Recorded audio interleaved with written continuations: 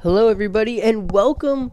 You are watching the Redhawks Sports Network, home to all your Montclair State athletics. We are coming at you today from Sprague Field as the Montclair State women's lacrosse team gets set to play Farmingdale State College alongside Kyle Forsini. I am Jess Lipson, and we have an exciting one in store as the Redhawks look to build on their win last game against Moravian. Jess, both of these teams today come in at 2-4.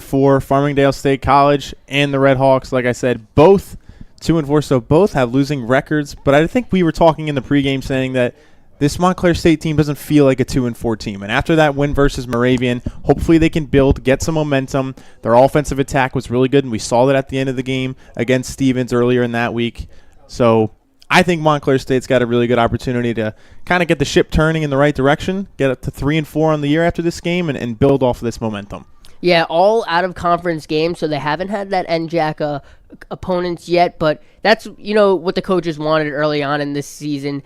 Get going, see some out-of-conference competition, and get ready for the end of the year. But we will get started here with the draw control, and it seems like Amber Gonzalez will be taking it for the Redhawks. And why wouldn't she, right? The NJAC leader in draw controls, and she gets another one. Yeah, right. No surprise there. As we'll run through the Redhawks starters in this one, in goal is going to be Alan Lillian, no shocker. Also, number 5, Morgan Connon. Number 8, Caitlin Arcidi. Number 12, Catherine Yaruso.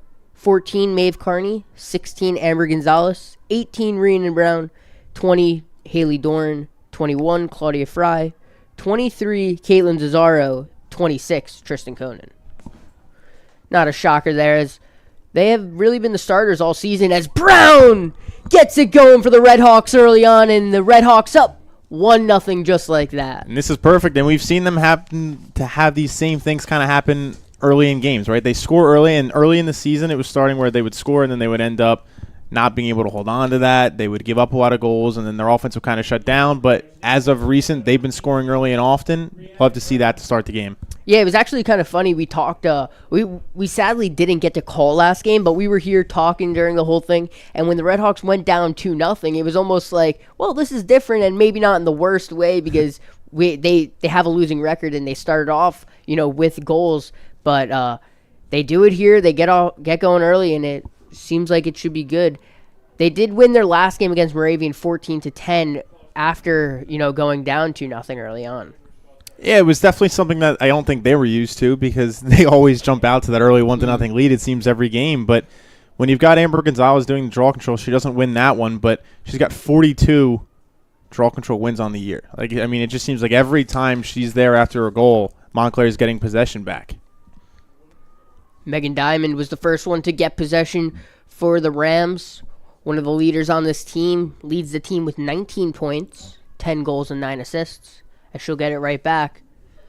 And then toss it over to Guerra. Montclair State coming into this game's got 3 girls in double-digit scoring. Tristan Conan, Kate Arcidi, and Rhiannon Brown. Brown just getting her 12th goal of the year there to give Montclair State the 1-0 lead. Farmingdale only having 2 girls in double digits. Megan Diamond as well as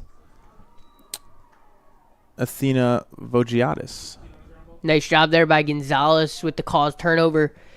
Now see if the Redhawks can go the other way. It looks like Arcidi, or it was maybe Gonzalez trying to get it over to Doran, wasn't able to connect, but the Redhawks pick it up anyways. And it'll look like Brown now, kind of settles it down. Kind of looked like that pass. It worked out, right? It wasn't what she wanted to do at all, but Brown was right there to scoop it up. A lot of space for Conan to run. Then she'll dish her back out. Now Tristan Conan. Good defense there by Farmingdale, because it looked like Montclair was going to have a little alley to try and go in there and go up 2-0, but they closed that gap really quick. Trying to get a goal. But that's going to be defended, and a nice job with another save there for Ronnie Riley in goal. Your Rams starting in this one. We have number 1, Kristen Stabner. Number 4, Kelly Gardner. Number 5, Dominic Baldino. Number 6, Selena Schenk. Number 8, Megan Diamond. 13, Adriana Chavone. 15, Anna Zaborowska. 16, Ronnie Riley. 18, Athena Vogiadis. 19, Cheyenne Melendez. 21, Marina Zimbrun. and 22 Jasmine Brown. It was a really good forced turnover by Haley Doran just a couple of seconds ago, Jess, when you were reading off those lineups, and they're going to get another one just because Farmingdale wasn't paying attention. Wow, so nice job on defense early on for the Redhawks. As it'll be Navard, who has a lot of space in front of her. Maybe just one-on-one. She'll dish it out to Arcidi. And now Conan. And then we'll have a whistle. But it'll all be good here for the Redhawks as they'll set up for the free position shot. I have a feeling Montclair is going to score a lot of goals today. Just watching, and I mean, Riley might be a really good goalkeeper, but just watching one of the ones that she defended just a few minutes ago, it looked like she got lucky with it. And it looks like they'll add to their lead there as Morgan gets a goal. I just got a feeling. Yeah. I don't really know how else to describe it. Just kind of watching her in goal, it seemed like the ball kind of hit her rather than her being able to stop the ball. It was just kind of like she seemed a little defensive, right? Like she wasn't confident in trying to save it. And I got that feeling here that Montclair is going to score a lot. Yeah, well, you kind of hope that it can be similar to this all game where their defense just feeds the offense. And I kind of feel like that's what played a factor last game as well against Moravian. Moravian went into that game as the 22 second best offense, and Montclair did a great job holding them to 10 goals only. Zazzaro leading the way with 7 caused turnovers, as well as Claudia Fry with 4. And Gonzalez had 3 herself. And I felt like they had a couple of penalties in that game. There were 5 penalties for the Redhawks, but they were playing. It wasn't like penalties that hurt them really badly. It was almost like they were good penalties, if you can call them that. And a couple of those goals for Moravian in that game came at the very end, right? So Montclair State had that big lead. I think they had to a 5-goal lead at one point, and Moravian kind of got a couple of garbage time goals to make the score seem like it was a little bit closer than it really was. But when this Montclair State offense can get going, I mean, we've seen what Lillian can do in goal. We saw her do it against Moravian. You just mentioned it. It's going to be tough to beat them if they can keep playing like this. As Conan tries to make her way inside, but she'll pass it behind the net to Navard. Now Navard trying to get something going. She'll get to Arcidi. Arcidi with a shot and goal! The Redhawks now up 3-0 in this one. Not even 3 minutes into the game, or 4 minutes, excuse me. I don't know why I jumped over 4. 3 minutes, 5 minutes, 4 minutes. They're not even 4 minutes into the game yet and already up 3-0, so. Yeah, and we kind of noticed that this, and I talked to Coach Parsaluzzi after last game, and what kind of went into their win against Moravian, and she even pointed out that it kind of, started from even a quarter earlier against Stevens in that fourth quarter where, they lost that game, but we saw they won that last quarter and did a really good job, and it's kind of just been transitioning over ever since, as they are now winning this one 3-0. And Farmingdale State has not really had a chance yet. I had told some of the girls after that game against Stevens that it just seemed like their offense was starting to click and things were going to get better after that game. And it's kind of funny that Coach Parzaluzzi said the same thing because she knows a heck of a lot more lacrosse than me, but it doesn't take a rocket scientist to know that it seemed like they were starting to play better. As the Redhawks win that draw control, courtesy of Tristan Conan in for that one.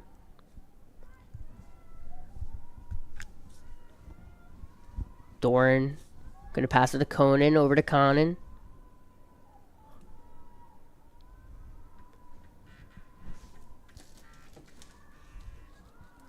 Some good defense there by Farmingdale, but Montclair able to hold possession, which is another good thing that we've seen just because there was a couple times early in the season where it seemed like they weren't able to hold those possessions. They weren't able to get the look that they wanted, and then it would force a turnover or just a bad shot in general, but they're clearly being patient, trying to set up the right shot. As I say that, there's almost a turnover, but they get it back. They've been at the right place at the right time, though, with those, because kind of saving themselves a couple times here, but Brown tries to make her way inside. See, but she'll go down. And you see what happens. Now you get the free position shot, right? Now you have another opportunity. Like, you hold the ball for a certain amount of time. If you're able to not just panic and try and get the shot off so quickly, good things can happen. And we were talking about that in the Stevens game, too, Jess. Me, you, and John were saying that why wouldn't they try and have stuff like that happen? Force a penalty. Give yourself the opportunity to score. Brown's going to pass it to Conan, and Conan shoots, and that's going to be a save by Riley. Nice job. Point-blank attempt there for Conan. Maybe helped Riley in goal, but definitely still a nice save. And Arcidi almost went right behind goal there and was able to knock it out of Riley's stick. As Conan now... What a little flurry there for the Redhawks as a little bit of defense, a little bit of offense, and they get their 4th goal of this game. Doesn't this just kind of feel like it's a mirror image or like the reverse of what this Redhawks team was doing early in the season, right? Mm-hmm. They were the ones always on defense, just trying to fight to keep alive and not give up so many goals. But in this game, it's been the complete opposite. Farmingdale doesn't even have a shot on goal yet. Yeah, Farmingdale State will take a timeout there, and I guess you kind of have to in that moment, really. Like you mentioned, not even a shot yet, and the Redhawks just doing it on both ends, offense and defense. If you're Lillian in goal, you're just twiddling your thumbs right now. You haven't had to worry about a single thing coming down there because Farmingdale's had about 1 or 2 offensive possessions so far. Yeah, and I think that's also a really important reason why they set up all those out-of-conference tough competitions early on, especially for Lillian in goal to get that action, because there are some games, even towards the end of the year, and the NJAC is extremely tough, but there are some games where Lillian will not see a shot, and that's just so detrimental, especially going into the NJAC tournament and, if possible, the NCAA tournament. But yeah, for sure. And we talked about their record not really representing them, and I talked to Parsaluzzi about that as well, and she said this team is as confident as ever. They know they've been playing some of the best teams, and we're seeing it right out there. You know, this does not look like a 2-4 team.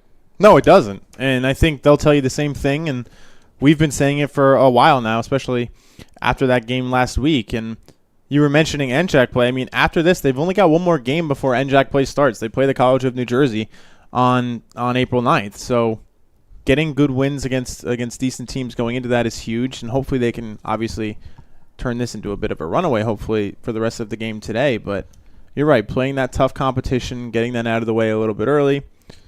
Now you get a couple of feel-good wins, hopefully, before you go into NJAC play. Obviously, this is 10 minutes to go here in the first quarter, but it's a good sign to see them be up 4-0 this early in the game. For sure. And, you know, history kind of maybe foreshadowed a little bit of how this game started off. The Redhawks last time out playing Farmingdale State was in 2020, where they won 16-4. And it's kind of been like how it's been every matchup, as Redhawks are leading the series 13-4, and at home they're 7-1 against Farmingdale State. A couple players in this one played in that one, and including Brown, who had 3 goals, Gonzalez and Doran, who had 2 goals, and Navard had a goal herself in that one. Am I allowed to say your prediction before we came on air? What you thought was going to be the score of this game today? Oh, yeah. You said 16-6, and you said they won 16-4 the last time they played each other. So you were close, and I mean, look, Montclair's trending to getting a lot of goals this game, so 16 is definitely not out of the picture. Farmingdale State looks to get something going here. It'll be Brown who passes it out. Got to see Farmingdale State at least get a shot off here. Love to see what they can make on the offensive end, as Zumbrun is going to pass it up top. Montclair's defense has improved so much recently, too. Now you're seeing Farmingdale be the team that just can't find an open shot. They can't find the open look. They're going to have to keep resetting their offense, and now you have an opportunity to force a turnover. Looks like that will be a whistle on Fry. And it'll be now Guerra's ball. She passes it up top to Diamond. Diamond trying to pass to a cutting teammate. That was a great play. Great play by Amber Gonzalez there, forcing that turnover. It's amazing how they can even just see the ball out there, right? Mm-hmm. I mean, and then you're in the middle of all the sticks. I agree. I could never go out there and play this. Navard now passes it to our CD, over to Brown. Now to Doran. The Redhawks just looking like they have this chemistry down packed. It looks like they can have blindfolds on, and they'd be finding their teammates, as Brown's going to shoot that one over to top of the goal. And we're not used to seeing that. When she's got an open look at that, you usually expect her to score that almost every time.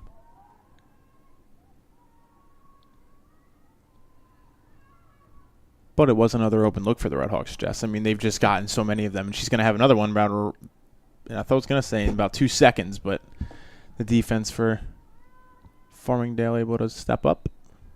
Oh, would have been a goal for the Redhawks, but it looks like the whistle was called a little bit earlier, and it'll be Doran with the free position shot. And, you know, I feel like if the Redhawks weren't making it look so easy to you know, get those open shots, Brown might have taken that on a different day. Yeah. But, I think she was confident that Redhawks could find something better there. As it'll be Doran who runs straight ahead, and Riley with a nice save and goal for the Farmingdale State Rams. Doran able to kind of get the rebound there and pass it back out, so they're able to hold possession, though. It's really the little things like that are really, the biggest difference for this Redhawks team now, I feel like. Yeah, they're able to maintain possession, right? They're able to, if you miss a shot, get it back, reset, try again. Doran to Conan. Nice defense by Farmingdale State. And Doran will take an attempt there, but Riley with a nice save. Man. A little mishap there for Farmingdale State. Luckily, they were able to get possession back, but this Redhawks team is full field press. Yeah, they're not giving up anything easy here. They're not just giving you the possession. You're going to have to earn it. They were kind of giving it to Farmingdale right before that, but the pass was a little low, and they were able to make them reset.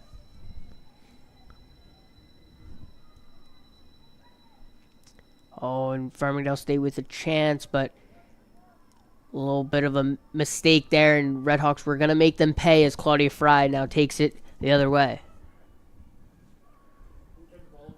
Conan has some room. She's going to have to pass it out. Fakes it to Conan over there. And then brings it back behind the net. She has our CD on the near side, and she'll find her. Still 6 minutes to go, Jess, in the first quarter, but Montclair's only got one turnover to Farmingdale's 5. Wow. And there's still time to go in the first. So, been a healthy amount of turnovers from Farmingdale, and they're going to need to clean that up if they want to have any chance. But they also have started to limit Montclair's goals, and not anymore. What a pass and what a goal there from Conan to Gonzalez. And, I mean, they're just are going to add to that one now with now a 5-0 lead. It's Gonzalez's third goal on the year. Pales in comparison to her 42 trawl controls. Yeah.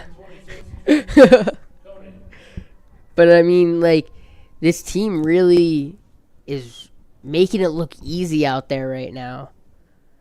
They really are, and it's fun to watch because, look, Farmingdale's given them a bunch of opportunities by turning the ball over as frequently as they have, but being able to score 5 goals this early, yeah, I mean, you can't be upset about it. Yeah, and then, I mean, you go back to what happened when Doran took the shot, and she got the rebound because of that, and then was able to go after it again.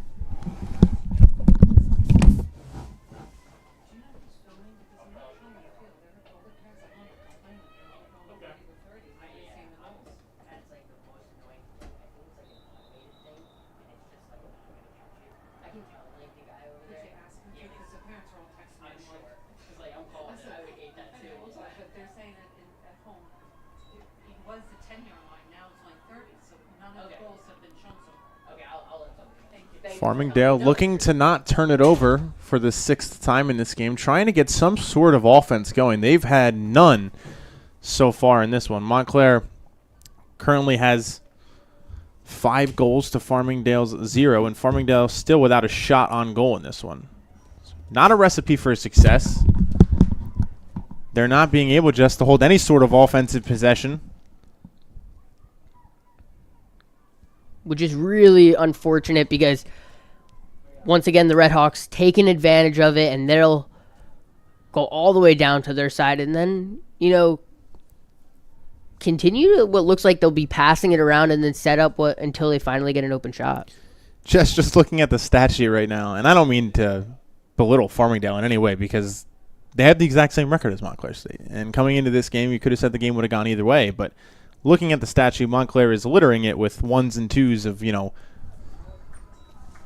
Well, I don't want to cut you off but I was giving you the signal. Go ahead. They scored a goal. Morgan Conan adding to this lead now with under 5 minutes left in the first. It's now 6-0, and this is just a snowball effect going the Redhawks' way.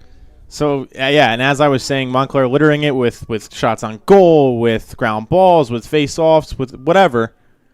And Farmingdale's only got one number on their stat sheet. They've recorded one ground ball, and all the rest are turnovers. So, I mean, it's not been the kind of day I think that they wanted to have coming in. Yeah, no, I mean, this is definitely a one-sided game so far, and you hope Farmingdale State can get something going here. But, I mean, you can also argue that they haven't even seen their toughest task, and that's Lillian in goal. That's to get it past her. Yeah, it's Gonzalez with the draw controls, the trio on offense, and Lillian in goal. And then, like, Montclair's defense has played incredibly well up to this point, too. It's been, like, suffocating defense.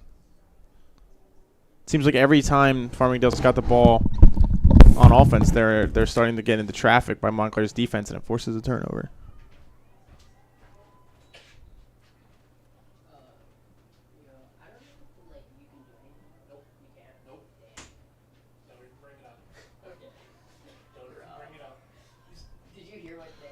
Gonzalez back to Conan. As Montclair looks to try and score their 7th goal of the game, setting it up on offense. Arcidi from behind the goal, back to Gonzalez on the left side. And Montclair will reset.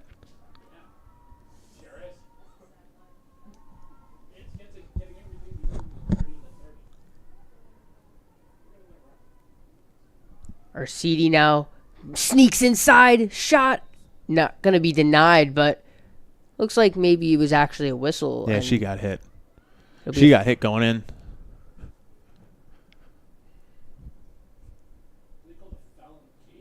See if where Arcidi decides to go with this one. Oh, wait, actually it was against Kate. Yeah, it looks like they're calling it against her. So it goes Farmingdale State's way. Nice defense then. You know, it's hard to defend against our CD, who had 5 goals in the last game. Look how shifty she is, too. There's just no way to get around her. We almost saw her take it away from the goalie a couple minutes ago.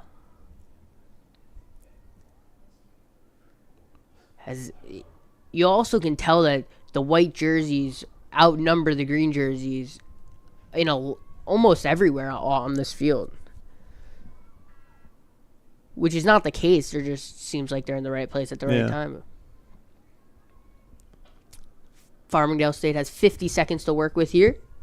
As Brown passing it over to Melendez. Yeah, if you're Farmingdale, you've got to get some sort of positive going into the second quarter. Right? You've got 35 seconds left on the shot clock, 2.5 minutes left in the quarter, but get your first shot on goal, get your first good look. It's not going to be an easy task to score on Lillian as is, but you have no chance at scoring if you don't shoot. And Lillian just snags that one, rolling out of bounds, and it'll be the Redhawks ball now. As that could have been a little bit of a dangerous pass as Brown, first one to touch it. Nice save there for Farmingdale State, and they'll keep possession. I think Farmingdale State just unfortunately caught a Redhawks team that's 2-4 and gonna be showing, not letting up in this game. They, I'm sure 6-0 is not enough for them.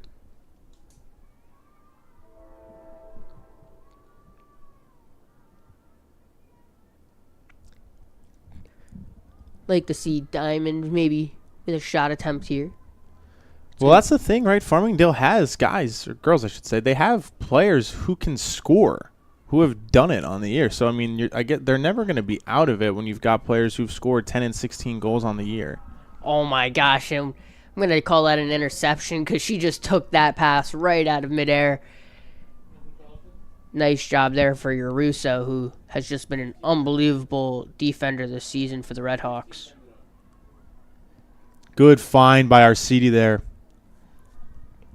Doran's low shot attempt going to be blocked by Riley, but the Redhawks will stick with it.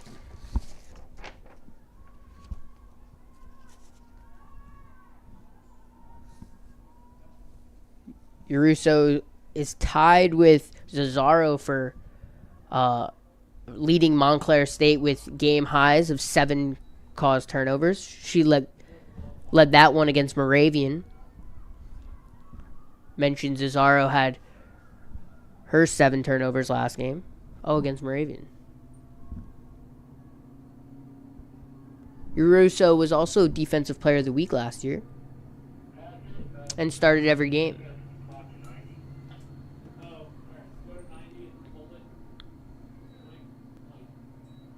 You can tell Coach Parsaluzzi and Coach Burkhardt have definitely found their starters, and I'm sure they'll be the ones to tell you that it doesn't matter if you're starting or coming off the bench. Everybody's going to contribute, but they definitely have found their starting 11. Yeah, they trot the same 11 out there virtually every game. But it's starting to work now. Yeah. It didn't work for the first half of the season, but the last 2 to 3 games at the end of the Stevens game, seeing the way that they played, seeing the way that their offense in particular was able to play, and scoring late in that game to make it a little bit closer, and then coming out against Moravian and doing exactly what they needed to do, scoring early, scoring often. Now you see them doing the exact same thing here against Farmingdale. Yeah, so that will do it for the first quarter here at Sprague Field. Montclair State with a convincing 6-0 lead over Farmingdale State College. Getting 2 goals for the Redhawks was Morgan Connon.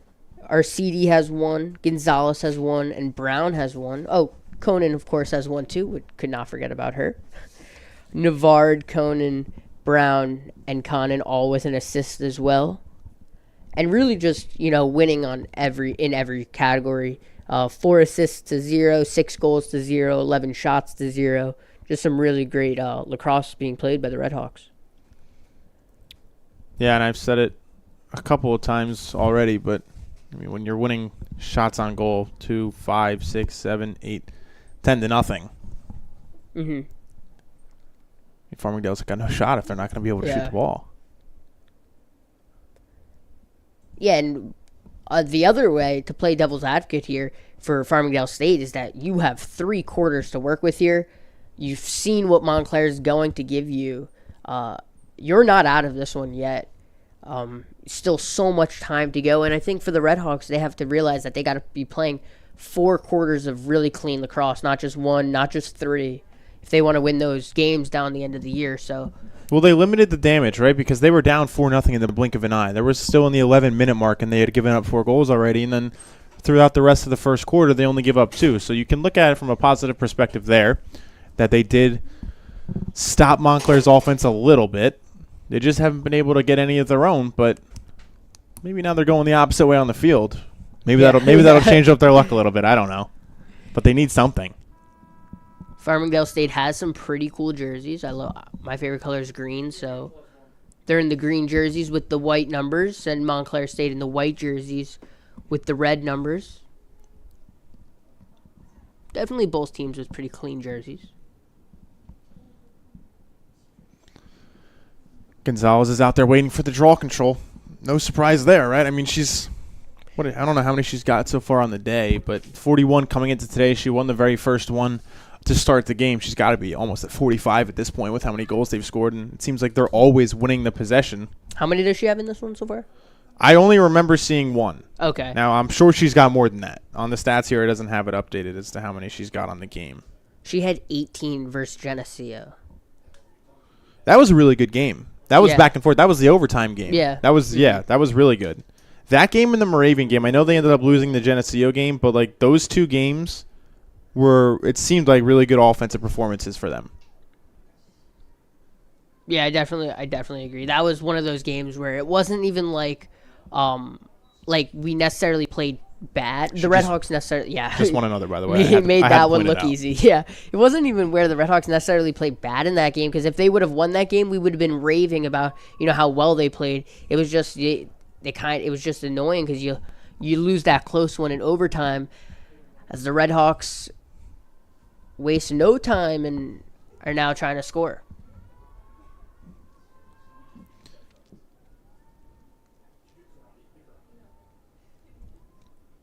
Navard behind the net.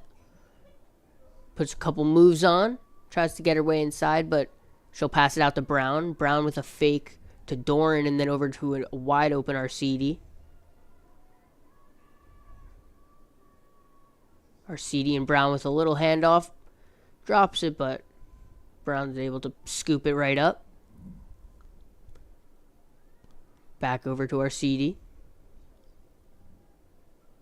And now Navard on the near side. 30 seconds on the clock.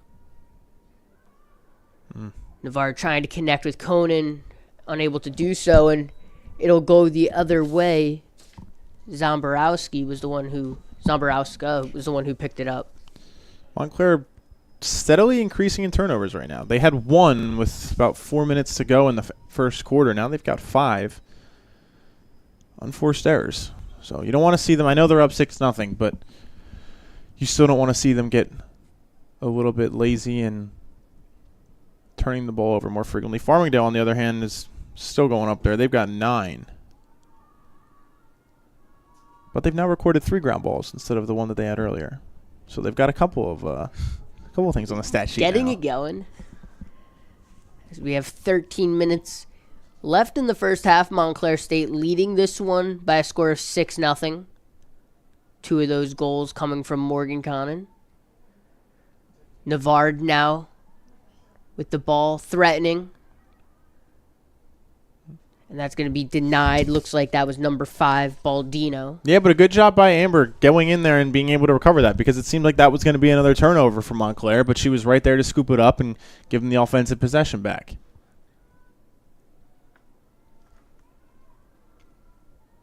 I wish we had a stat that could keep track of possession, because this quarter, maybe like 10 seconds was not in Montclair State's possession. And the same thing was going on in the first quarter, too. That was a ridiculous shot by Tristan. Did you see that? She just looked like behind the back, right by her hip. Surprised with all the goals we've had. That was the first really fancy one we've seen. I feel like you're always going to see at least 1 or 2 fancy ones out of her, because we've seen them every time we've called a game, that she pulls something. She has some trick up her sleeve. That one we hadn't seen before.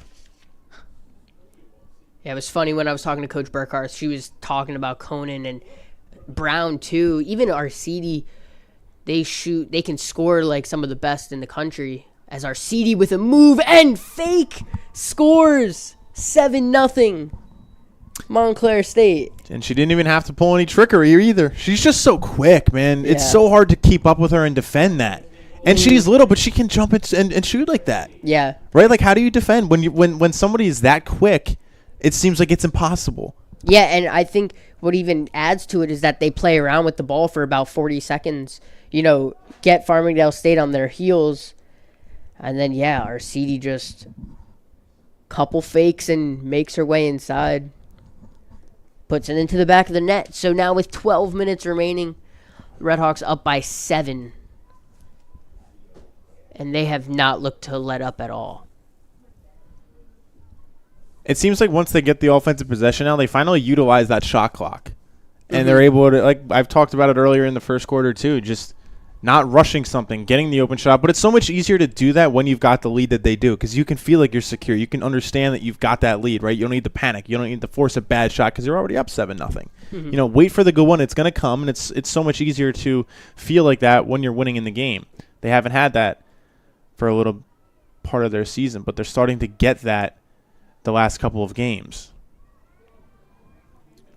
As Doran gets that up top to Brown, and so the Redhawks win that draw control. What else is new? Our CD already with 2 goals in this one. She had 3 against Misericordia, and like we mentioned, 5 against. See her take another free position shot, I need from to a know better angle if too. she took one like before that, or Brown was like, you got to do this with the stick beforehand, and it adds 5 points to the power or something like that, because it looks cool.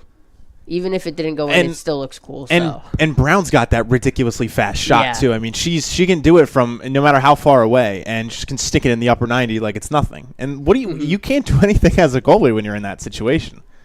She had a little bit of better angle than Brown did earlier on for Brown's free position shot, where she passed it over to Conan right away, didn't even take a shot attempt out. And right there, Farmingdale State able to snag it. Looked like thanks to a couple of Redhawks who misplayed the ball, but nonetheless, the Rams on their way. Just to a point on our CD2, and if you're a goalie and Montclair's offense is swarming around the front of the net like they were doing, and our CD comes up from behind like she did on her last goal, it's got to be so easy to lose her in all that. right? And then she just jumps up out of nowhere, wings it at you, and then it's in the goal like before you can even open your eyes. Yeah, totally.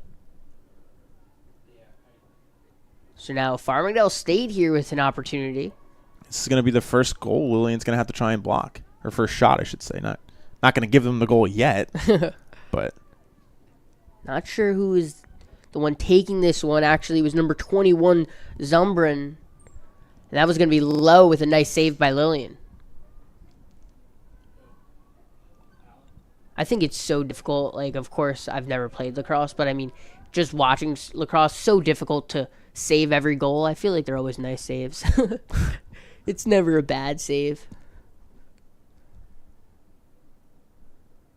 I mean, time of possession it's been dominated. Yeah. Dominated. I mean, Farmingdale might have, like 2 minutes? And it's crazy because just if the Redhawks were to give the ball up here, they would waste no time in getting it back. Yeah. They've been able to force. Let me look at the stats really quick. I mean, it's 9 turnovers earlier on, but yeah, it's still 9. So Montclair hasn't forced any turnovers recently, but they haven't turned it over themselves either, right? They've been able to just hold the ball, find the open shot. Nice opportunity there from Navard to Brown. Looks like Brown maybe just got too far past the net. And now it's Farmingdale State's ball, but not for long as Maeve Carney scoops that ground ball up and now going the other way. And I don't get that long pass from Riley. Why not find somebody closer, build some momentum, keep passing around before you can get it up into Montclair's territory? Why go for it all in one throw? Because yeah, that just I totally agree. Completely brings in the turnovers again. I agree. I also think that the Redhawks have been doing an impressive job of doing this full field press where they've They have. To their credit, they have, yeah. They've not made it easy to work down the field, but I definitely agree with you as well. Gotta crawl before they can walk as that pass goes a little over our CD's head, but Doran right there to scoop it up and now passes around over to Navard and now on the near side to Amber Gonzalez. 8:40 left in the period. Little over our CD's head. It's going to be a race for it here as that was scooped up by Zambrowska. Yeah, but good defense there by Conan, and looks like they're going to call her there. Almost good defense there by Conan. Look, I mean, the right idea.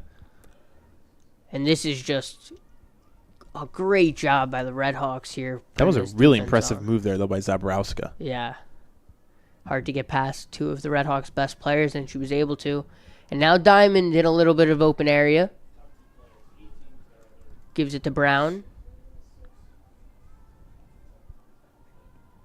Have a sub here as Zambrowska comes off for Farmingdale State. Looks like Papatonio comes in for her.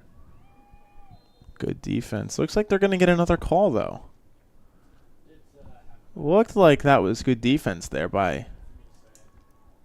Can't see the number. Cesaro.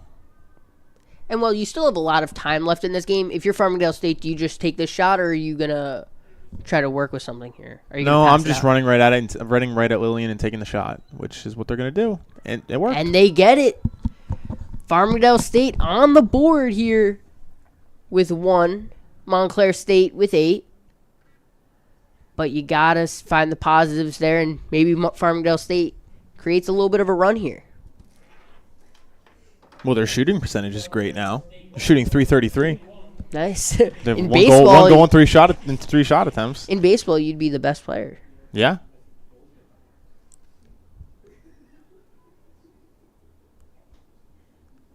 Zumbrun with their only 2 shots. She had both of those free position shots. So she'll be the one who gets the goal there. I'm a little surprised that they have Conan doing the draw controls now. Because Amber seemed, I mean, and not to slight Tristan in any way, because she wins them all the time too, it seems like. But maybe Coach Parzaluzzi knows a little bit more than me, I would hope. Yeah, when I talked to Coach Burkhardt about it, because when you lose someone like Costigan, who was maybe an all-time great draw control, and then you're still having an insane year with it, the Redhawks are on track right now for 219, which would put them at 11th all-time in program history. And they're also on track to be the 11th best team in program history with 3rd for draw controls per game, which would be 13.7. But she mentioned that you have Gonzalez, Conan, and Brown who are pretty good at those. And maybe that's just like a little bit of trying to see what she can do. You have this big lead as it gets a little bit smaller there for the Redhawks, but that comes courtesy of Cheyenne Melendez with the goal. Well, Montclair's gotten a little bit sloppy in the past couple of minutes. We saw they win the draw control, but then Conan ended up turning it over right away. Farmingdale gets the offensive possession, and they're able to take advantage of it. Montclair's going to have to be able to tighten up on offense a little bit. You can't just get lackadaisical because you're up 8-0 at the time. Now it's 8-2, and I wouldn't say that they're worried because, A, it's still the second quarter, and they still have a 6-goal advantage, but you had a team on the ropes. Just keep your foot on the gas and keep going, right? There's no need to start getting, lazy or feel like you've got this one in the bag. Yeah, no, I definitely, especially so early on in this game. We're just halfway through the second quarter, and I do want to apologize that I messed up. It's not Brown who's the third member of the draw control team. It is actually Doran, who's actually came into this one with 13. But it looks like Conan will win this one for the Redhawks as Doran scoops it up. Yeah, Conan's got 13, Doran 13, Conan 10, Gonzalez 41, and Claudia Fry has 1. Nice. Not sure when she did it, but she does have 1 draw control. And it's all about winning that push or pull battle. So maybe one works better in situations than the other. As the Redhawks pass it around a little bit. Still 60 seconds on the shot clock, so not threatening just yet. Good find there, and wow. What a goal for the Redhawks as they make this 9-2. And just when you think Farmingdale State can squeak their way back into this one, Redhawks shut it down. And this is a team who's coming into this one struggling offensively a little bit, Before a game against Moravian, they were in last in the conference in goals per game. At least now, at this point in the season, they're 5th with 9.33 goals per game. So one more goal, and they'll get above their average. They are 4th, so mid of the conference, 4.33. And don't get me wrong, being 4th and 5th is not terrible. You're middle of the pack. But this is a team who expects to be competing at the top. And so I'm sure those numbers look to improve for them. They are atop the conference in caused turnovers with 12. Well, what really hurt them was that game against FDU Florham when they only scored 2 goals. Yeah. And that game was incredibly similar, I think I said this earlier, to this game right now. It's just the roles are reversed, right? FDU Florham was on offense what seemed like the entire game. They were getting the shots off. They were scoring in flurries, and it was like Montclair had no answer for it. Now today it's been the opposite. Farmingdale seems like they have no answers for Montclair State's offense, and Montclair's played pretty good defense when Farmingdale's had the ball. Yeah, and I think one of the more frustrating things about that FDU game was if you're a Redhawks fan, they scored first. It looked like it could have been a competitive one there, and you knew all game that we had the capabilities of scoring. Just got really quickly out of hand as Farmingdale State looks to add to their 2 goals on the day. Brown up top. Oh. Fry not letting her go past. Good defense there. She wasn't letting her get by at all.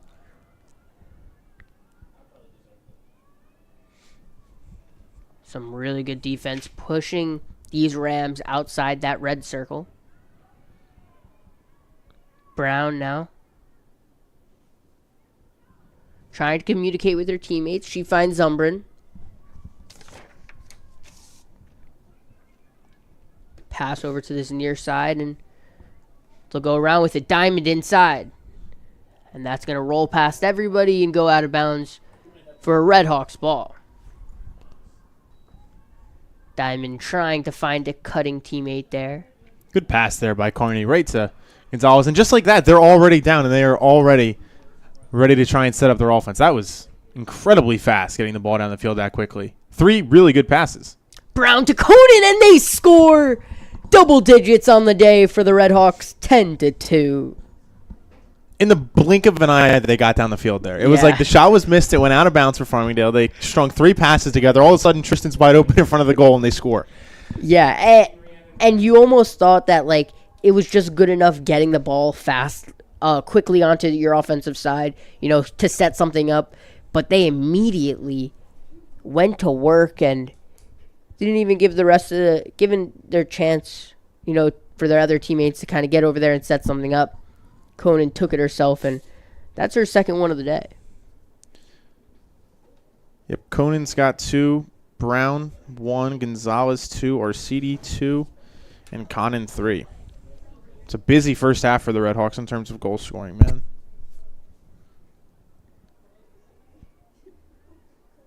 $15 total shots on goal as well. Wow. 15 shots on goal, 10 goals. I mean, you want to talk about a good shooting percentage. Every time it seems like they're shooting, they're scoring. And I told you early in this game I thought Riley was going to struggle with them. Yeah. Just by the way the way she blocked a couple of the saves early on. And it's proven to be the case. But at the same time, she's had to face so many shots, right? What a great draw control there by Conan, and Doran did a really good job corralling that. Conan, who has 3 goals in this one, ties the season high where she scored 3 against Misericordia. We have a little under 4 minutes and 15 seconds left in this second quarter. Redhawks leading by a score of 10-2. We appreciate you spending your Wednesday afternoon with us here on the Redhawk Sports Network alongside Kyle Forsini. I am Jess Lipson. It's been all the Redhawks in this one. Got out to a 6-0 lead in that first quarter and have just kind of capitalized here in the second. Talk about a good shooting percentage. They had a really good one. 14 of 18 shots last game. I didn't even realize that they only took 18 shots in that. And scored 14 goals. Yeah, really impressive. They're just being efficient. Because early in the season, remember, they were trying some crazy shots. It was like their shots weren't smart, it felt like. They were shooting from God knows where and not being able to connect. But now they've kind of flip-flopped that and turned it into, okay, maybe we don't shoot quite as much, but when we do shoot, it's going to be a quality shot. And I felt like, the most interesting part is Farmingdale State does a really nice job, and Riley will scoop that one up as she has a Gardner on the near side. She'll find her. But maybe just a little too late as now the Redhawks kind of settled in on defense. And I find it very interesting as, how they did struggle at, a little bit on offense at the beginning of the year. And I talked to Coach, was it, did you stick to a game plan after that? Did you think something could work? And it was all the players. We trust their IQs. We know they're very smart players, and we let them kind of take it. And kudos to the players for sticking with what they know and what they know works, because it's working today.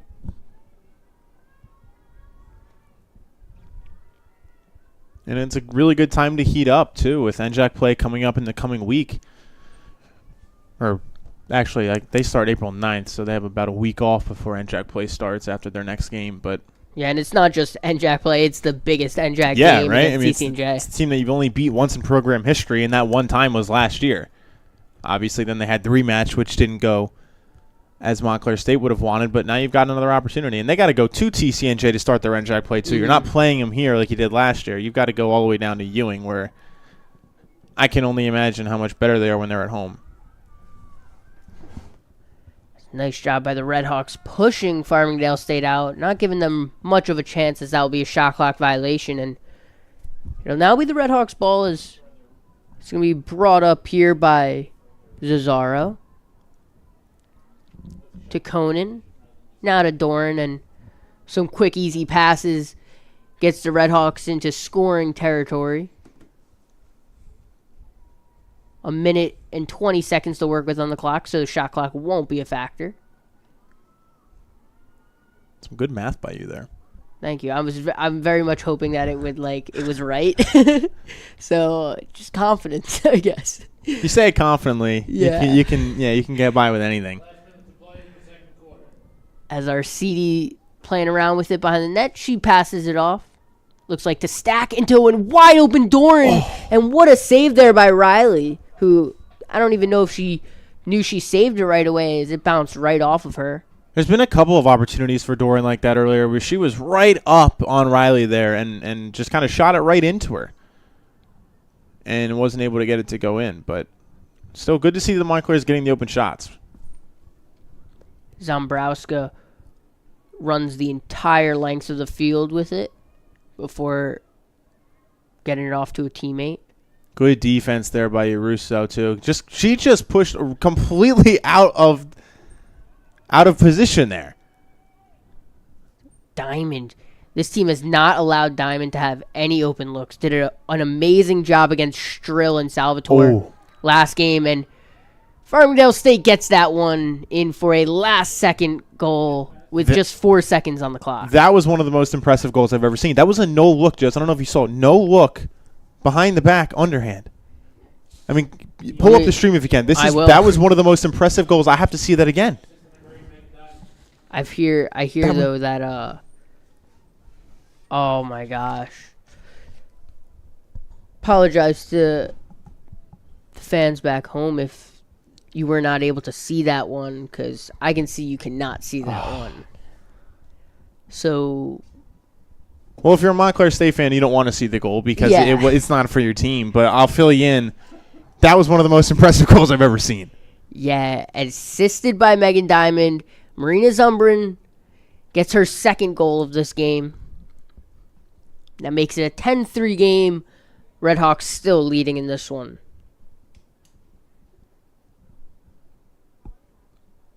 It's like a formality here. Just there you go. Win the draw control, so you boost the stat. There you go. That worked out perfectly. And if Gonzalez is not gonna be in the center, at least she'll be the first one to catch it in the air.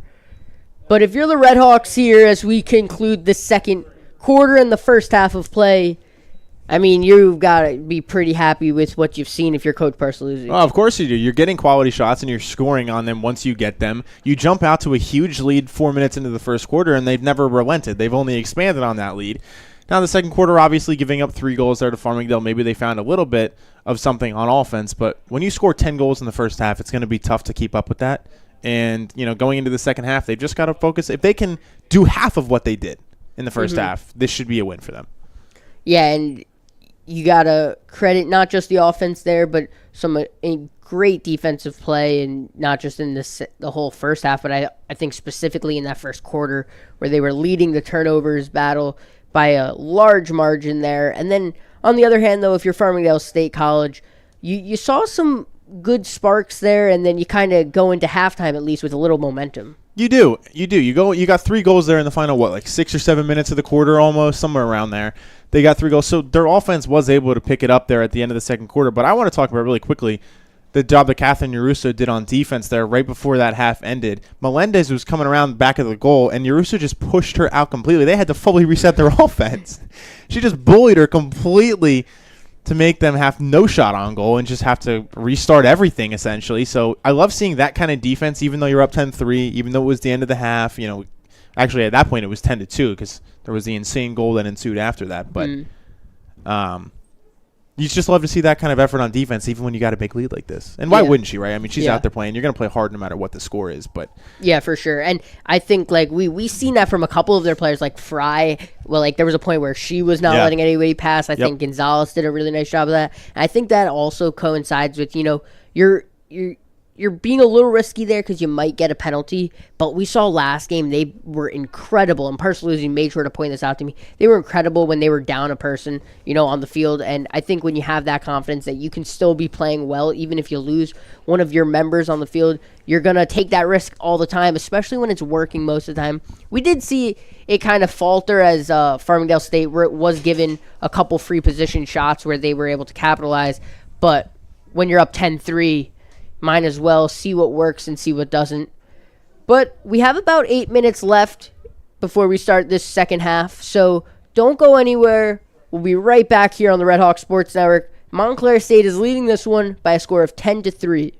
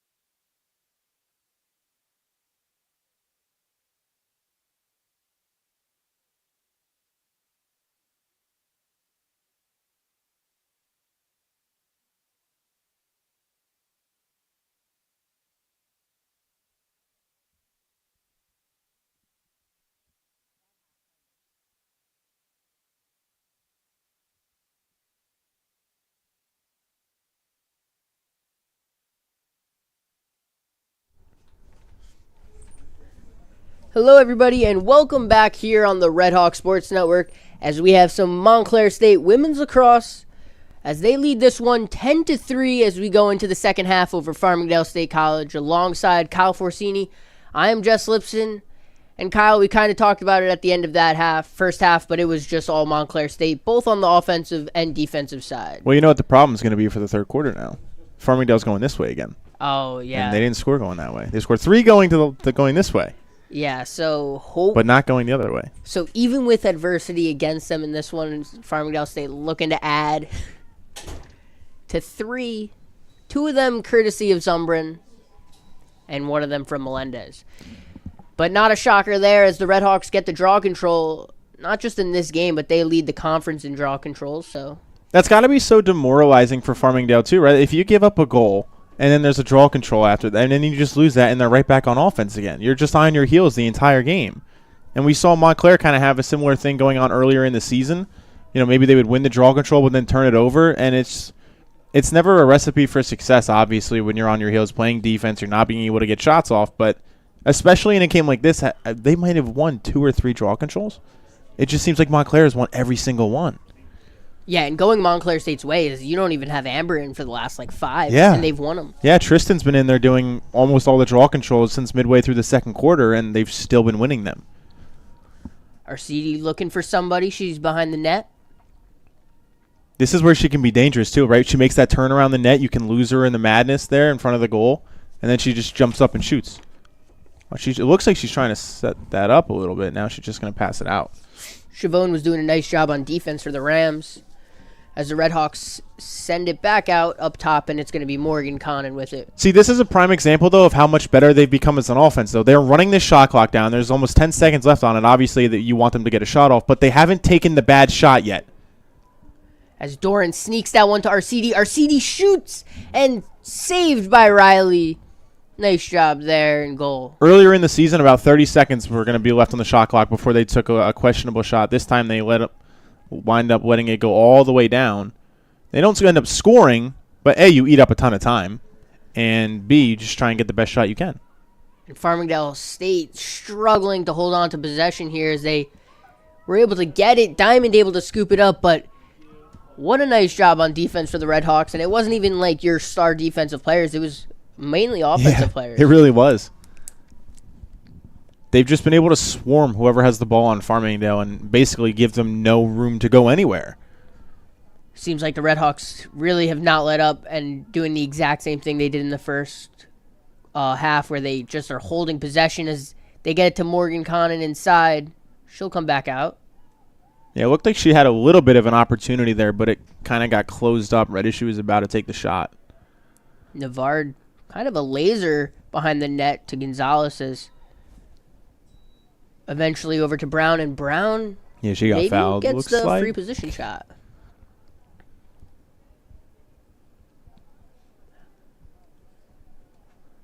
That she is. Expect to see the wind up in about 2 seconds. Yeah, this is there definitely maybe my favorite player to see get a free position shot. As she launches that one, but it's going to be wide right and go out of bounds. But Gonzalez and the Redhawks stick with it here. Now Doran gets past a couple defenders and she shoots and scores as she very gently lays down the stick.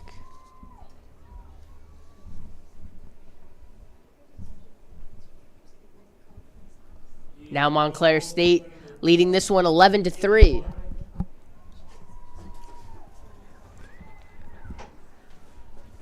There's a lot going on down there on the field and a spider right in front of Kyle's face. Sorry that I've been quiet for the past minute and a half. There's a spider that's just threatening landing on me right now. I am very happy to be far away from that. As the Redhawks leading this one 11-3 and kind of starting off these first 3 minutes the same way they had that first half, where it was, they ran the entire shot clock down in their first possession, and then after a couple attempts on the second possession, they finally throw it into the back of the net. And we'll have Conan here with the draw control. Nice job, though, by Farmingdale State get in possession there, as that's going to be Zamborowska. I've taken care of the spider, by the way. That's nice. I would have had somebody else do that, so glad you were able to. My attention can now focus back on the game because the spider that was dangling in front of my face for 5 minutes is now gone. It's Guerra passing it to Diamond. Diamond to Brown, and Brown just not able to hold on to it as that rolls into Lillian's stick. What a nice job there by Zumbrin. Really smart getting a stick, it looked like, on Lillian's pass. And it'll stay Farmingdale State's ball. Does that go down as a turnover there?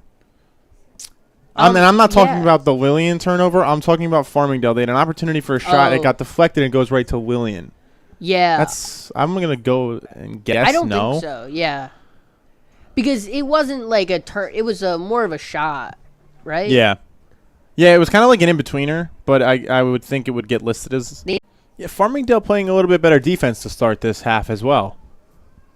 They're not giving Montclair some of the looks, and I'm sure it's an adjustment that they likely made at halftime, right? Maybe their coaches have seen something, and I'm surprised there was no foul call there. It looked like Brown got hit in the face by a stick. Yeah, that was really impressive that she was able to hold on to it. It looked like she almost threw it up into the air and then was able to catch it herself, as she'll have that chance once again. It's going to go over. It looks like it was deflected out of bounds. Thought we might have a whistle there, but... And now we do have our whistle. And it'll be our CD taking the shot. Now the shot clock stays at 3, so I'm going with a shot here. A shot attempt. Yeah, you have to. Have to. Can't even really step up as our CD throws that one over to the net. It's the second straight free position shot that we've seen from them go over the top of the goal there. Brown did it just a few minutes earlier, and then our CD kind of airmailed it there too. Things you can afford when you're winning 11-3, but yeah, you don't want to let those opportunities go to waste. And Riley has been struggling all game to find somebody on this pass. I'm still confused by why that far down the field. I know that they're pressing and making it hard to find anybody open, but there's got to be a way to counteract that where you can just send more people down towards the goal and start your offense from there. They've turned the ball over numerous times by trying to throw the ball 50 yards down the field. As that was Chavone who takes it the whole way. Farmingdale State's an incredibly young team, and I think this is a great game, to get that experience for the Rams. They have almost everybody's a freshman, and you have a couple sophomores here. It's kind of the complete opposite for the Redhawks, how they're bringing in fifth years. I don't think they have a single freshman starting today. No, Chelsea Stack starts occasionally. She's a freshman, but you're right. Other than that, Montclair's a really old team, but we've seen how that helps them in a game like this. Playing against a team that's so young, they've been able to take advantage of it a lot. And that full field press continues for the Redhawks, as that was Doran and Navard double teaming Stabner. And it works out in their favor. They get ball. As they've done for most of this game, right? They've just been on offense, it seems like, for all of it. If it weren't for that flurry of goals, though, to start the game, this would be much closer, Jess. It'd be 7-3 if you take away that first 4 minutes of the game when Montclair just went off right away. Farmingdale kind of looked like they were shell-shocked and didn't know what hit them. They've done a significantly better job limiting Montclair, though. I know they've been on defense still for most of the game, but not for the amount of time that they've been on defense, only giving up 11 goals to this point and 7 after that first 4 minutes is kind of impressive. Mm-hmm. Especially a young team. Yeah. I think that is definitely the case. I will say I think the Redhawks have changed their mentality maybe to a pass team opposed to a shoot first. However, they'll shoot there and score and make it 12-3. Tristan Conan just expanding on her season leading goals scored, 3 today, 16 coming in, almost at the number 20 mark for the year. Yeah, she came into this one 8th in the NJAC with 2.67 goals per game, so she'll increase that total. 2 hat tricks on the day for the Redhawks, Conan and Conan. Conan Gonzalez has 2. She's got an opportunity for a hat trick. Our CD now with 7 goals in the last 2 games. combined. She's got an opportunity for a hat trick, too. They have a chance to have 4 hat tricks in one game. And if they do that, Jess, they would be one short of your 16-6 mark that you called before the game started. So maybe Lillian will get her first goal. And maybe she throws it 100 yards, goes in. Maybe we'll get a Yaruso or a Fry goal in this one. I'm thinking it's more of a Doran goal. Okay. She's had a couple of really good opportunities that she hasn't been able to take advantage of. Definitely. So I think we see one out of her before this game ends. As Cesaro makes her way around, maybe we'll get a Cesaro goal. Who knows? Stack over there on the far side. And the Redhawks kind of do what they did last possession where they'll pass it around. You don't have to have a sense of urgency right now, though. No. And it's something that's almost foreign to them so far in this year where they've either been behind late in games or like it's been close, so they've had to always have this sense of urgency on offense, and it's created them getting off bad shots, being a little bit panicked, but you don't need that today. And I've talked ad nauseum about it, but it's good to see for them. Right? Take advantage of a team that's young like this where you can get a feel-good win. Nobody's going to feel sorry for Farmingdale, and nobody's going to feel sorry for Montclair either if they were to lose. So go out there and be able to find a way. And Morgan Connon gets herself a free position shot. Tries to add to her 3 goals on the day. Thinking we might see a pass here. Or not. No, we'll get a shoot, goal, and score for Morgan Connon, making it 4 on the day. She said she didn't feel like having the hat trick anymore. She wanted 4, Jess, not 3. Maybe she wants 2 hat tricks. I'll throw my hat onto the field if she gets 2. If I had one. She's been incredibly accurate this season with a 66% shot on goal percentage coming into this game. After Geneseo, she actually was up to 90%. She had the game winner against Misericordia. We saw after Farmingdale called a timeout in the first half, though, they were able to come out of that and just play better on both ends of the field.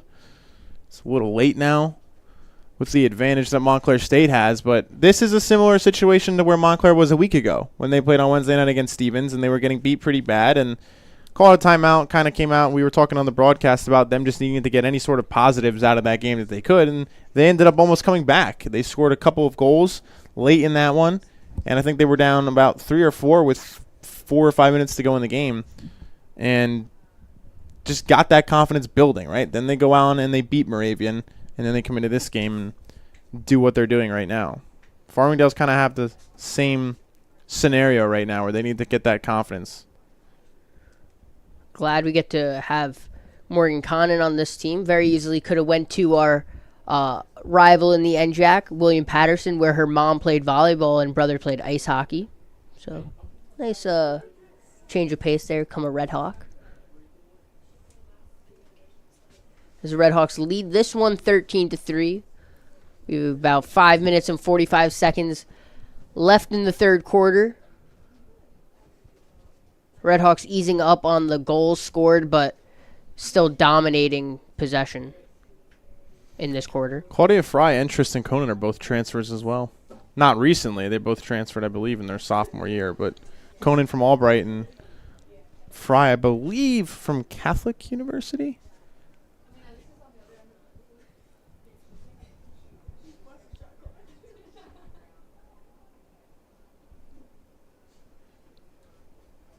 It'll be Conan who sets up for the draw control.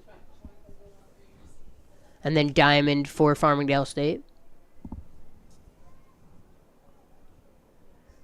We mentioned our CD coming close here on 3 goals in this one. She's had a pretty great season so far, having 3 goals against Haverford. Didn't score against FDU, but then 3 goals against Misericordia. Didn't score against Geneseo, but then 3 goals against Stevens and 5 goals in the last one against Moravian. As Cesaro the ball is just jumping around down there. Nobody can keep it in the stick. Cesaro doing a nice job of finally getting the possession for the Redhawks. And the Redhawks also, playing some smart ball in that they haven't just moved straight up the field. Right there, they moved all the way, changed up the side of the field, worked the far side. Yeah, when Conan won that draw control, she immediately just, obviously the ball went back towards Montclair's defense, but found Cesaro in the back there and didn't rush it or anything to try and start getting it upfield. Julia Egan in this game for the Redhawks. Navard has a wide open Egan. Not going to be able to connect there. And it'll go the other way, but that's a sight to see as 3 white jerseys surrounding the 1 green jersey.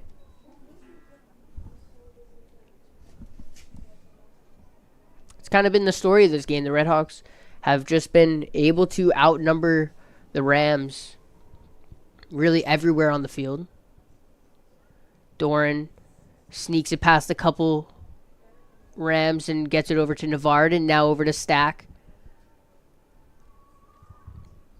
Near side Egan. Up to Conan, and now just a little bit of passing with 60 seconds on the shot clock. Stack threatening here. Get Carney. She's all the way down there on offense right now, too. She's cutting. Looks like she was wanting an opportunity to score there.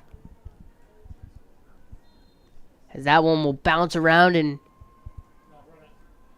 be a free position shot here. Is that going to be Amber Gonzalez? Does not look like it. No, that is it's tough to actually your root. No way. No. Roller. Yeah, it looks like Haley Roller. Haley Roller, the freshman from Booton.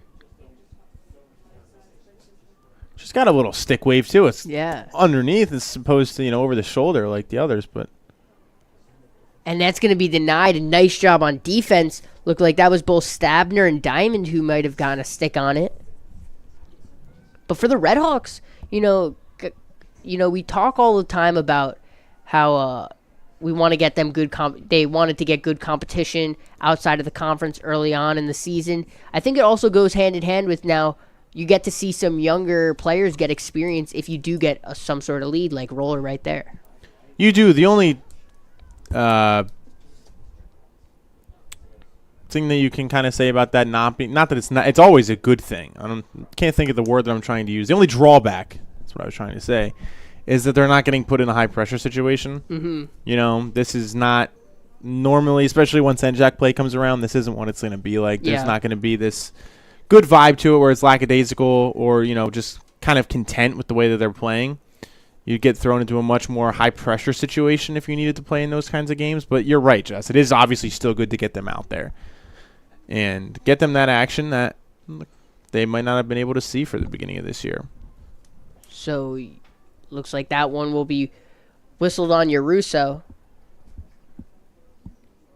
So, coming up on 2 minutes left in this third quarter. Farmingdale State with a chance to add to 3 goals on the day. All those goals coming in the second quarter. Diamond sneaks that one inside, and that's going to go to the back of the net for a goal. Really beautifully set up for the Rams there. Looked like that was Pontecorvo. Mm-hmm. I can't guarantee that it was. No, I agree. That was. It looked like that was her first. Yeah, it was. That was her first goal of the game. And on the season, only her third. So good for her to get on the board there, both in the game, and she's now got 3 on the season. Yeah, and I was expecting early on, while the Rams were not scoring at all, Diamond to maybe step up and take a couple shots because she's the second highest goal scorer on this team. But, I mean, we saw right there, that assist was beautiful. She leads this team with 9, and by far the most on her team.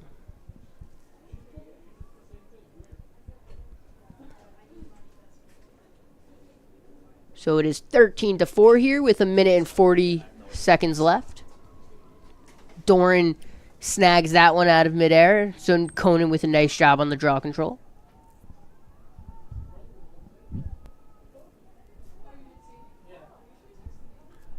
Have you seen Vogiatis out there on the field, Jess? And I'm only saying that because she leads the team in goals scored, and she hasn't done anything today. Really interesting. So I don't know if obviously they haven't been on offense too much. So we've kind of been watching Montclair State's offense for most of this game, but not having a big impact in this one if on the field. No, like I think I would have said her name. As that one's going to be just wide left and going to stay. No, it's going to go Rams' way here on the near side as Stacks putting the pressure on. risky pass, which does not end. It's actually not going to end that bad for them if they can get the ground ball, which they do. Nice. So Diamond will run it up. The Rams kind of 3v3 here, but now quickly 3v5 as Diamond had nothing she could really do with it there as 20 seconds remain here in the third. Time will stop as they set up a free position shot here. Yeah, I don't see Vogiatis out there.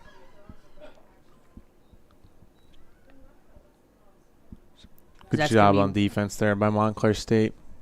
Yeah, that's wide right, but Farmingdale State, nice job sticking with it. Cheyenne Melendez, already a goal in this one. Scoops that one up. And there we go, Vogiatis with the ball. As she must have been listening as she goes wide right, though, with that one. As we'll head into the fourth quarter now with a 13-4 lead for the Redhawks. Last minute, though, pretty good there from the Rams, have to say.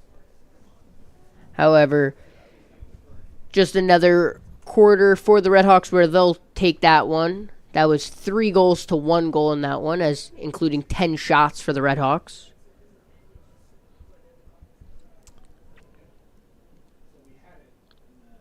So they did break the curse of not being able to score going that way, Jess. Mm-hmm. They did get one. We know now that is not a reason. That's not the reason why they didn't score in the first quarter. Mm-hmm. But they also scored 3 goals going the other way, where they're going to go in the fourth quarter here. So maybe they get a couple more going that way, make this a little bit of a game. Looking at a couple of their recent games so far, to start off their season, they went up against Stevens and lost that one 21-4, where Montclair State played a little bit more of a competitive one in that one, as the Redhawks lost that game 12-8. And then they lost the game to New Paltz, beat Ramapo, a fellow NJAC team, lost to Oneonta, then lost to Western Connecticut, and then coming into this one, they beat Mount Holyoke. But yeah, just some tough games on there. And once again, just a really, really young team. All freshmen and 2 sophomores on this Rams squad. Yeah, they give up a lot of goals. And Montclair has kind of exposed that today. Although Montclair had done the same thing coming into today. And then they've limited that a little bit.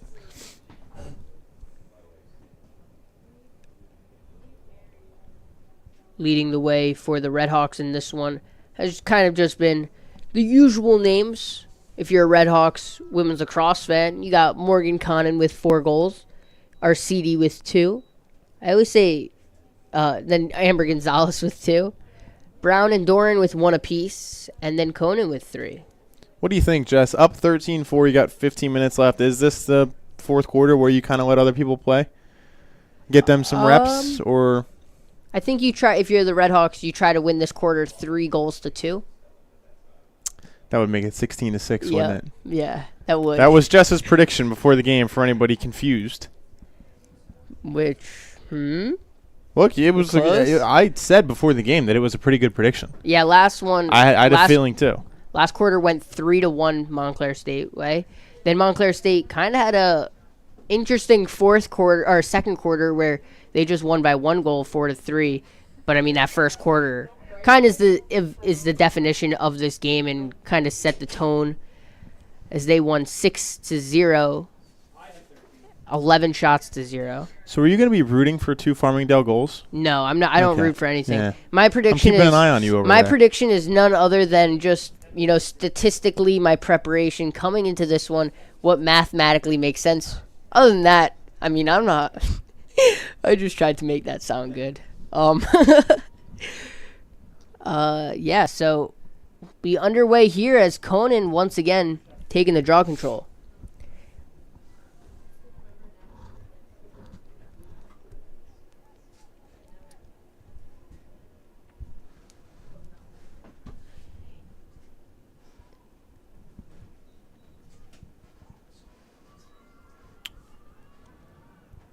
Farmingdale State is underway, and now in the last kind of 2.5 minutes of play, Farmingdale State has kind of found a little bit of a rhythm here.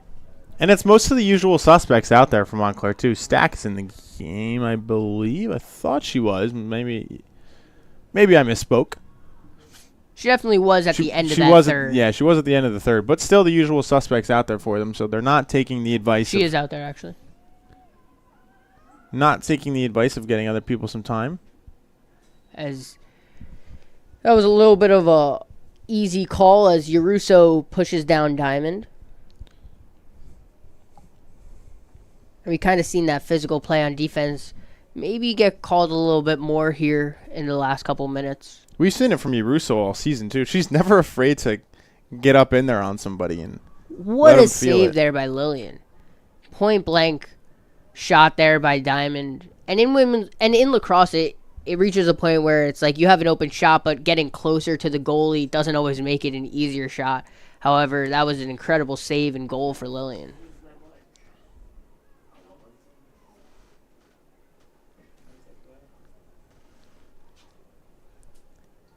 Look at the defense, though, by Montclair there.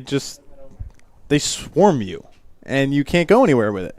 It's like a 1v3, and there's just no shot that Farmingdale is going to be able to come out of that with the ball.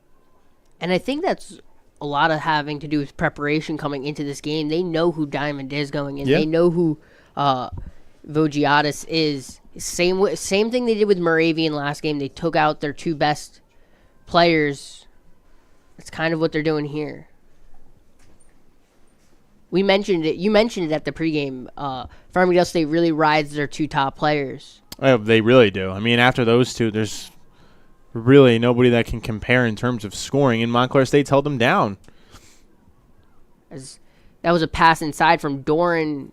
Maybe try to connect with Stack, but Navard there to scoop it up and score and add to this lead for the Redhawks, 14-4. Well, you said 16-6. I didn't quite make the score prediction, but I said I felt right from the get-go that they were going to score a lot of goals, and you can back me up on that. So you were right. So I was right there. I have to just put it out there that I was right in some capacity on something. Yeah, this is now tied the season high for the Redhawks in goals scored. Scored 14 last game against Moravian. They did let up 10 in that one, so definitely doing much better job on defense as this is tied their season high for goals against. I guess it would be season low. Yeah, maybe, was that against that was Misericordia, right? Yeah. Which was an awesome game. I definitely that's one they look back at as something that they relate to. This probably in this game in a lot of ways, coming into this one with really no pressure, feeling pretty good, and right off the bat they kind of seemed like they knew what they were doing out there. Everybody's swatting their sticks out there. If Conan could win that battle, that's incredible because she had 3 Rams on her. But it's going to be Diamond who comes out of the pack with it, and she's waiting for some teammates to get open. Yeah, there was a big scrum down there with players from both teams. Looked like they were all fighting down there. It looked like the Revolutionary War.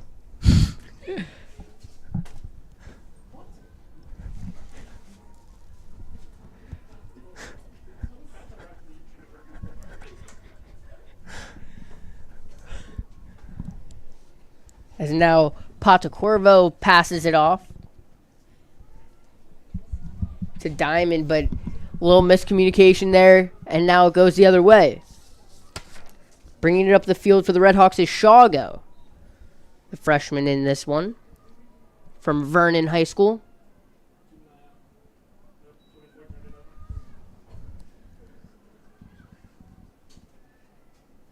Diamond passing it back to Riley. As we... Again with the... Wow, that was a really impressive stop there by Conan, but again with the 50-yard passes. Mm-hmm. Maybe they, look, I'm not going to go out and say that they have less lacrosse knowledge than me, because they don't. They 100% know more than I do. I'm just, as a commentator's perspective, I don't really, and especially because it hasn't worked, right? It's not like it's been working for them.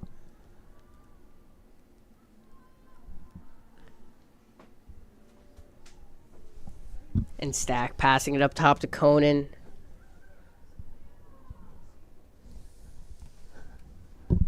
Conan looking to get it off to somebody, and she is able to find Stack. Stack over the near side to Roller. Back over to Stack, and Stack's going to get that one taken away. And she loses that one. It's going to be now going the other way, number 15, Zambroska, with a nice job with it. And now Melendez bringing it up the field. Fry doing a nice job on defense, though. And it looked like she was going to try and swat that and force the turnover, which they've done ad nauseum today, forcing those turnovers. Guerra. Look at Yaruso there on defense, though. She does that every single time. If anybody even tries getting into a shot on goal there, she's just so quick to make them have to retreat and go back and start over. Fry doing the exact same thing here. This has been extremely good defense by them all day.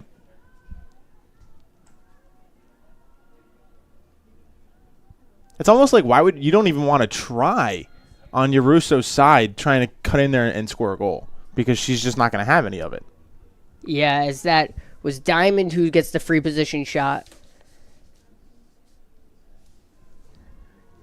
Diamond with a free shot here.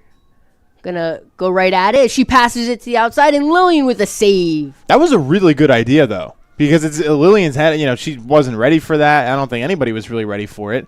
And they get the open shot there on the left side, just not able to connect. And two of their players just ran into each other there. When Diamond was one of them, you want to make sure, if you're Farmingdale, it's one of your better scorers, her and Guerra colliding right there. Both of them good players for this team. You don't want to see them get injured, especially not when they just end up running into each other by not seeing each other. Mm-hmm. Yeah, as that was, Guerra and Diamond. I mean, on the opposite side for Montclair State, their defense has just been doing great all day, eating all day long, eating everything. The shots that are coming in from Farmingdale State, eating pizza, maybe chocolate cake.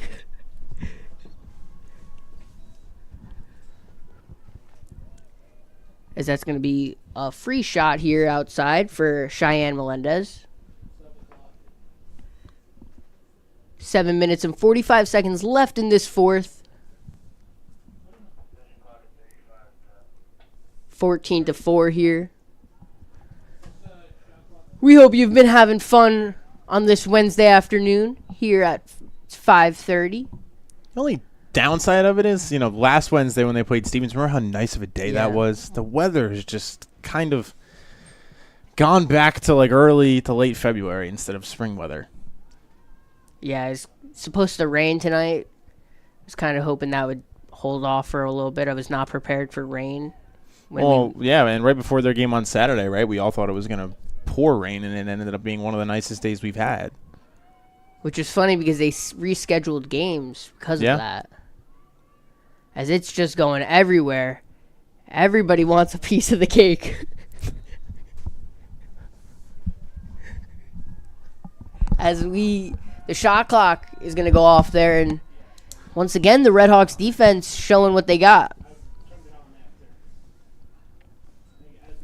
Look at Farmingdale here, though. They're trying to play that same kind of press that Montclair's been doing, and laying into just giving the ground ball there to.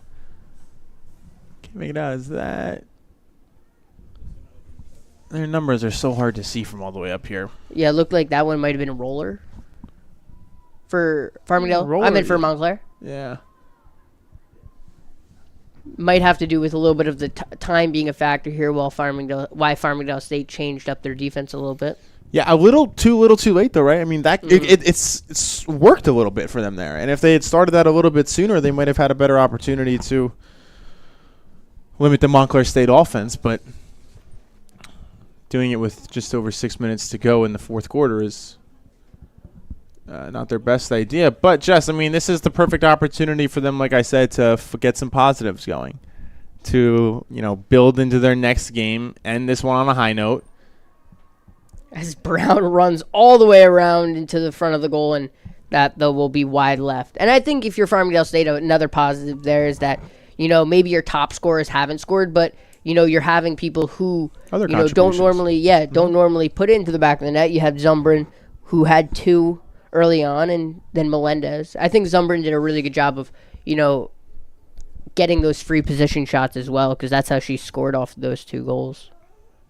And then you mentioned it, Melendez with just an incredible goal.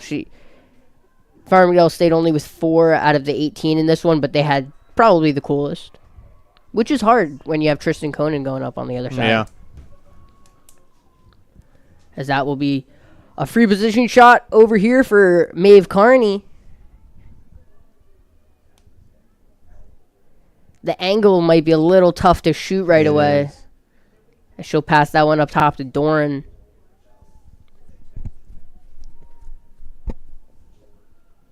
It was a really tough position there. I mean, she just had nowhere to go. So restart the offense and see what they can do.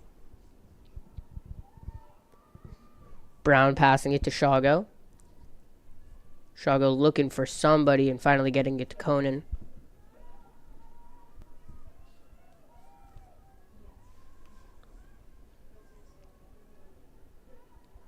Roller just trying to get it out, and Doran will run all the way over to the near side to scoop that one up.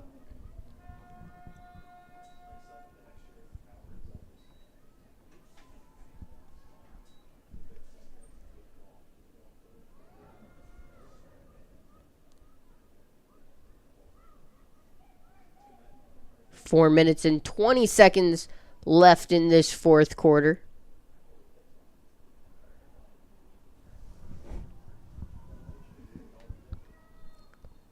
As that one will stay Farmingdale State's ball. Looking ahead here for the Redhawks. After this game, if barring any miracle, the Redhawks will improve to 3-4 on the season, inching closer and closer to getting to 500, and then where I'm sure they'll want to be above 500. They'll have their next game they'll be at Hood at 3 o'clock on the 26th. And then they'll be at TCNJ for the start of NJAC play, which should be a good one, as that is a rematch of the last year's NJAC championships. Yeah, they go 2 consecutive games on the road, then a string of 3 at home. And then they close out their final 2 games of the year at Kane, April 26th, and home for Rowan on April 30th. Obviously, hopefully they then make it to the tournament. But you're going to need to play well down the stretch in order to be able to do that. Playing on a day like today, Jess, and the way that they've played, they can handle anybody if they can always play like this. When they've shown how much they can score on offense and how good their defense can be, we know coming into the year that they were ranked highly coming in, that this could be a team that a lot of people thought were going to be really good. The slow start, make no mistake about it, it's happened, but they've certainly figured out a little bit these last couple of games. Yeah, and it'll be interesting in their next couple games. As you mentioned, they're both on the road. They haven't really had too many road games yet this season, just one. And that was at Misericordia where they got the win, so you got to look positively there that they're undefeated on the road. Yeah. But it's gonna be interesting to see how they play at the College of New Jersey. Nice save there by Riley, snagging that one out. And yeah, that's clearly their big game. Every other game, if you ask them, is I'm sure a winnable game, and not that TCNJ isn't, but we mentioned that history is definitely against them, as they've just have one win all time against that team. Good news is though that win was last year, so you can remember. I mean, a lot of these people were on that team. Take some positives from that. Just because you didn't beat them before that, you get that win. It's 60 minutes. Anything can happen on any given day, right? Yeah, and then especially if they play like this. Yeah. If they continue playing like this, they're going to be able to beat anybody, and I'm very confident in saying that. Yeah, it starts, at the beginning where it's the draw controls. And when you start off where you're the best team on the field, it's going to go right for you a lot. Then you have one of the best goalies in the conference. She won goalkeeper of the year last year, so maybe the maybes might not even be there. She could just be the best goalie in the conference. And last season where they beat TCNJ, Lillian had the single save game record for Montclair State with 25 in the win. I just hope they're able to keep the same offensive approach as the season goes on, especially when they start playing in those NJAC games. The offensive approach that they've had today. Patient. Getting free position shots. Taking shots, but only when they're available to you. Not trying to take one that's not there. You play like that, the shots will open up for themselves. Somebody will cut. Somebody will find an open lane. You can get that way. Not trying to play hero ball, trying to do it all by themselves. Use your teammates, connect with some passes. If the shot's not there, reset the offense. You got a 90-second shot clock for a reason. You got plenty of time once you get the ball, down there. Just take your time with it. Yeah, and plenty of people who can score. They definitely do not need to force the ball into anybody's hands, as there's about 4 or 5 players on this team who can get a goal, as that one bounces off Lillian's face mask. And as time ticks down here and the buzzer sounds, that's a win for the Montclair State Redhawks, as they improve to 3-4 on the season with a 14-4 win over Farmingdale State College. Farmingdale State drops to now 2-5 on the season, as they'll head to Kane for their next game, so staying in the conference, and then they'll head over to Mount St. Mary's before they have a little bit of a home stretch. But for the Redhawks, we kind of talked about it all game long. It just was working for them in every facet of this game. It was, and it started early and often, because we were talking early, Jess, right, that they've scored early in games but then not been able to keep that up. It's like they go out to a 1-0 lead, but then it somehow crumbles, and then all of a sudden they're down 4-1 before they can even open their eyes again. Tonight it was the opposite. They score those 4 goals to start the game in the blink of an eye. They're up 4-0, 11 minutes left still in the first quarter. That's the recipe for success, and that's the start that they've been so desperately needing in these games. They finally end up getting it today. 14-4, you were 2 goals off, or 4 goals off, 2 on each side. 2 goals off your prediction. But we both thought that this was a get-right game for them where they could really come out, score a lot of goals, play some good defense, and I'm glad to see that that's exactly what happened. Yeah, a couple of those goals came from Conan, who had 4 in this one. We also had Conan get 3. Amber Gonzalez and Caitlin Arcidi with 2 each. Rhiannon Brown and Haley Doran with 1. And Navard also able to get 1 in this one. So a bunch of people getting it going on offense. And on defense, it was just great. Not just the defenders who played some really good defense. It was also the offensive players who we saw them really, put out there that full field press and kind of stayed in control all game long, held on to possession all game long, and they'll look to continue that as they head over to Hood for their next game on the 26th. And I know every game's different too. Like maybe the recipe for success that they have today isn't going to be what it's going to be on Saturday. Maybe they're going to have to find something else in order to win that game, but this is kind of like the model that you can always go back to, right? Like all the things we did in this one worked. I can't really think of anything that they did today that didn't.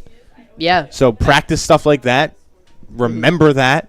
And obviously teams are going to start trying to, plan around what they did today. But Montclair showed that they can beat, if they play the way they did today, they can beat anybody. And I think another big thing about this game is that we got to see a lot of new faces out there for the Redhawks. See them get some experience, especially in a big win like this, and getting, to play out there with, some of their upperclassmen teammates like Conan and Conan, kind of a little bit of passing the torch because they won't be there next year. But that will do it for us here on the Redhawk Sports Network. We appreciate you tuning in all game long as the Redhawks won this one by a score of 14-4 for Kyle Forsini. I am Jess Lipson. We hope you have a great rest of your night.